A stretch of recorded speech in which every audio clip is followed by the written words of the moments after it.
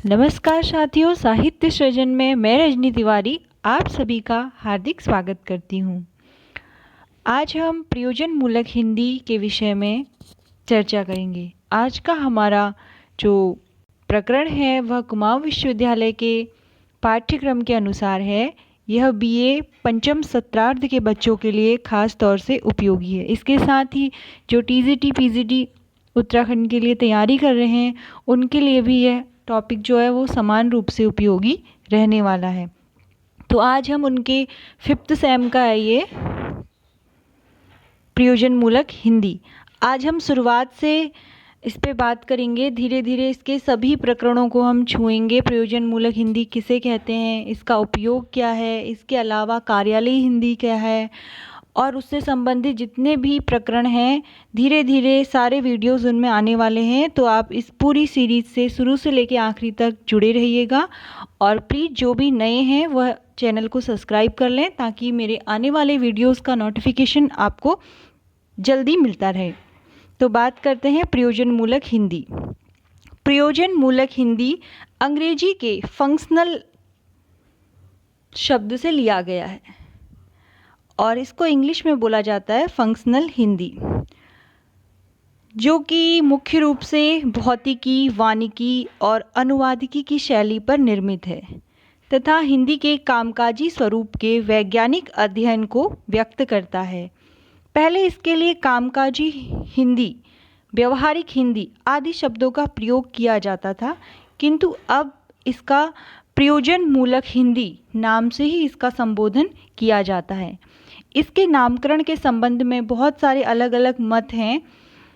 इसको प्रारंभ में प्रयोजन मूलक हिंदी को नामकरण के आधार पर अलग अलग जब मत थे तो कुछ लोगों ने कहा कि प्रयोजन मूलक हिंदी को व्यापारिक हिंदी कहा जाए, क्योंकि ज़्यादातर व्यापारिक गतिविधियों में ही इसका प्रयोग होता है। प्रयोजन मूलक हिंदी के लिए व्यवहारिक हिंदी नामक शब्द के प्रयोग के विरुद्ध एक तर्क यह दिया जाता है कि यह नाम अभिधान शास्त्र की कसौटी पर खरा नहीं उतरता है।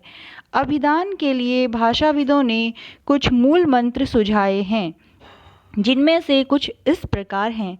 यहाँ पर एक शब्द आया है अभिधान। प्रायः हिंदी में कुछ क्लिष्ट शब्दों का प्रयोग कर लिया जाता है। अभिधान की जगह केवल नाम शब्द अगर आता तो विद्यार्थी बहुत आसानी से समझ जाते, लेकिन उसको थोड़ा सा क्लिष्ट कर दिया गया है। जहाँ भी अभिधान शब्द आएगा तो उसका अर्थ होगा नाम। तो इसमें पहला है, इसके नाम अर्थात अभिधान को यथावस्तु संक्षिप्त होना चाहिए, जिसके कारण उसके उच्चारण में सरलता रहती है। यानी प्रयोजन मूलक हिंदी जो है एक संक्षिप्त शब्द है, इसीलिए इसको प्रमोट किया गया ज़्यादा और व्यापारिक हिंदी नाम को धीरे धीरे किनारे किया गया। दूसरा कारण इसमें यह बताया गया है, इसके नाम यानी अभिधान को कर्णकटु नहीं होना चाहिए, जिसके कारण श्रोता का मनोविज्ञान प्रतिकूल रूप से प्रभावित होता है। जब हम कोई कठिन या क्लिष्ट शब्द सुनते हैं तो सुनने के बाद हमारी मनोदशा थोड़ा सा क्या हो जाती है, हम उस शब्द को सीख पाएंगे या उसका उच्चारण कर पाएंगे या नहीं, इस भय से हम आशंकित हो जाते हैं। तो कहने का तात्पर्य केवल इतना है कि जब नया फंक्शनल हिंदी के लिए जब कोई वर्ड तैयार किया जा रहा था तो यह भी एक चिंता का विषय था कि कोई ऐसा शब्द निकल कर ना आए जिसका उच्चारण करना श्रोताओं के लिए थोड़ा सा दुष्कर हो जाए। श्रोतानुश्रोता प्रक्रिया द्वारा नकारात्मक प्रभाव की संभावना बन जाती है और नाम के प्रचलन में देर भी हो जाती है। उदाहरण के लिए हम अगर बात करें, हम अपने परिवार और आसपास के नामकरण की प्रक्रिया पर ध्यान दें तो हमें यथासंभव इस तर्क का समर्थन मिल जाएगा, क्योंकि प्रायः हम यह देखते हैं कि उच्चारण में थोड़े कठिन जो होते हैं शब्द या नाम, वे प्रचलन में नहीं आ पाते हैं।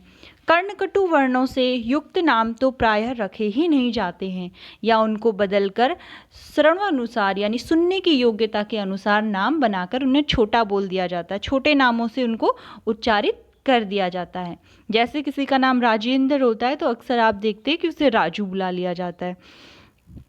तो ये दूसरा कारण है। अब हम बात करते हैं तीसरे कारण की। तो तीसरा कारण जो है इसमें यह कहा गया है कि नाम अर्थात अभिधान सार्थक होना चाहिए और सोद्देश्य यानी उद्देश्यपूर्ण भी होना चाहिए। यानी जब प्रयोजन मूलक हिंदी के लिए नाम की खोज चल रही थी कि क्या नाम होना चाहिए, कामकाजी हिंदी, व्यापारिक हिंदी, व्यावसायिक हिंदी, तो उस दौर में जब प्रयोजन मूलक हिंदी का समर्थन किया जा रहा था तो एक तथ्य यह भी दिया गया था कि नाम जो है वो सदैव सार्थक और सोद्देश्य भी होना चाहिए, और इस पर प्रयोजन मूलक हिंदी फिट बैठ रहा था। जब नाम का कोई अर्थ नहीं होता तब वह एक बोझ की तरह हम पर लदा हुआ सा रहता है। इसलिए प्रायः सभी नामकोशों के संपादक नाम की सार्थकता की ओर इंगित करते हैं। वस्तुतः नाम की सो उद्देश्यता के पीछे एक कारण यह भी होता है कि व्यवहार में आने वाली हिंदी को हम व्यवहारिक हिंदी कहकर पुकार सकते हैं। अब एक प्रश्न यह भी है कि कौन सी हिंदी है जो इस प्रक्रिया के परिणाम स्वरूप अव्यवहारिक हो गई है। अर्थात अगर हम इसे व्यवहारिक हिंदी मात्र कहते तो वो हिंदी का कौन सा हिस्सा है जो अव्यवहारिक है, तो यह एक समस्या हो जाती। इसीलिए जो व्यवहारिक हिंदी था इसको हटा दिया गया और निर्विकार रूप से, निर्विवादित रूप से, बिना किसी विवाद के प्रयोजन मूलक हिंदी शब्द को अपना लिया गया। चौथा हमारा कारण है इसके नाम में समाई भी अधिक होनी चाहिए। समाई का मतलब होता है समेटने की क्षमता। समाई का अर्थ है व्यवहार क्षेत्र को स्वयं में समाहित करने की क्षमता। प्रयोजन मूलक हिंदी इसलिए फंक्शनल हिंदी के लिए अधिक उचित माना गया है क्योंकि इसका आधार कर्म विज्ञान है, जिसका अर्थ है हिंदी कर्म विज्ञान, अर्थात हिंदी में कर्म करने वाला विज्ञान। सामान्य रूप से हिंदी में अपनाई जाने वाली कार्य पद्धति को वैज्ञानिकता प्रदान करके व्यवहार में लाने का अध्ययन ही प्रयोजन मूलक हिंदी की समाई है।